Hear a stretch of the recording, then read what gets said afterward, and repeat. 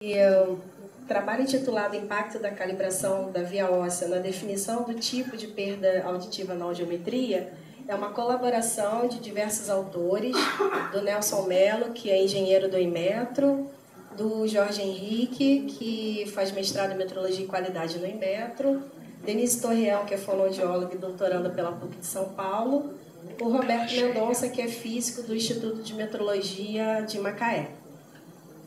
Bem, a gente contextualizou o exame de audiometria como sendo dependente de propriedades metrológicas do equipamento que a gente utiliza, que é o audiômetro. E esse audiômetro ele tem íntima relação com a calibração que é efetuada nesse instrumento. Então, quando a gente faz o exame de audiometria, a gente tem que ter cuidado com o nosso equipamento e em que lugar esse equipamento está sendo levado para calibrar. E na calibração é necessário uma série de instrumentações, como no caso câmara anti-ruído, o acoplador acústico, a mastoide artificial e outros equipamentos necessários para a calibração desse instrumento. Então, é importante nós verificarmos essa calibração do equipamento, por quê? Porque qualquer tipo de desvio em dB na via óssea pode acarretar a modificação no laudo audiométrico. Então, uma perda de audição que a gente caracteriza como neurosensorial, dependendo do audiômetro utilizado, se ele apresenta algum tipo de erro em dB, ele pode modificar para uma perda condutiva ou mista. Por isso, é a necessidade da gente realizar a calibração do nosso equipamento em laboratórios que dê segurança e qualidade para nós profissionais. Bem, o que a gente tem de legislação aqui no nosso país com relação à calibração de audiômetros? Nós temos a Resolução 365, de 30 de março de 2009, do Conselho Federal, em que a resolução diz que a periodicidade da calibração ela deve ser anual. Então, a cada período de 12 meses, é necessário que o audiômetro seja levado para calibração. No artigo 5º, a gente tem o seguinte texto, que a calibração ela deve ser efetuada por laboratórios acreditados pela Rede Brasileira de Calibração, que é a RBC, ou por laboratórios que têm os seus instrumentos calibrados anualmente no Inmetro.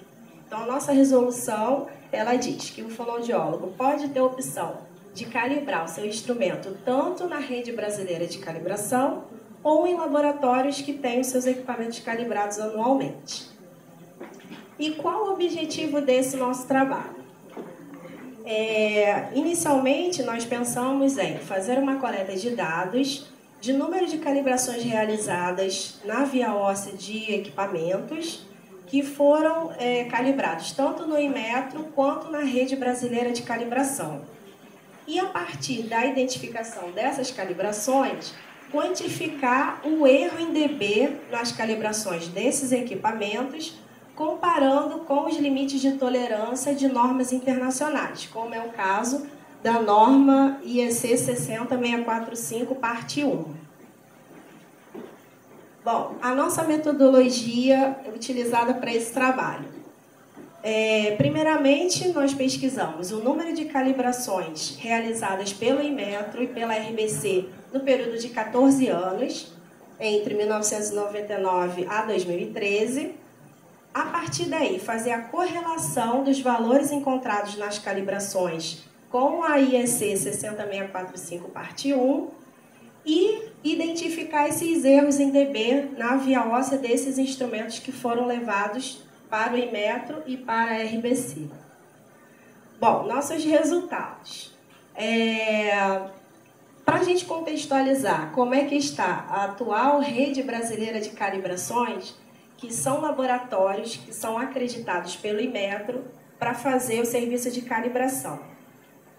Existem atualmente 2 laboratórios em todo o país. Então, no Brasil inteiro, nós só temos 2 laboratórios que são acreditados pelo Inmetro, que são laboratórios que passam por inspeções periódicas pelo Inmetro, com relação à qualidade dos profissionais que estão envolvidos na calibração, instrumentação utilizada, o ambiente em que é feita a calibração e a análise desses equipamentos utilizados na calibração. Então, normalmente, os laboratórios que são acreditados pelo Inmetro, eles sofrem uma rotina de auditorias pelo Inmetro para realmente verificar se eles estão atendendo o que a norma 17.025 preconiza. Então, atualmente, nós temos 2 laboratórios, um em São Paulo e um no Rio de Janeiro. E no período de 14 anos, nós tivemos 167 calibrações. Então, se a gente for pensar no tempo de 14 anos, 167 é um número muito pequeno da procura de profissionais fonoaudiólogos para levar o seu audiômetro em laboratórios acreditados. Se a gente for pensar numa média, né, são 11,92 calibrações por ano, e se a gente fosse arredondar esse valor de 12, seria um audiômetro a cada mês calibrado no laboratório acreditado ou no Inmetro. Ou seja, a procura ainda pelo laboratório acreditado é bem pequena por parte dos fonoaudiólogos. Dessas 167 calibrações realizadas, nós conseguimos fazer a seguinte análise.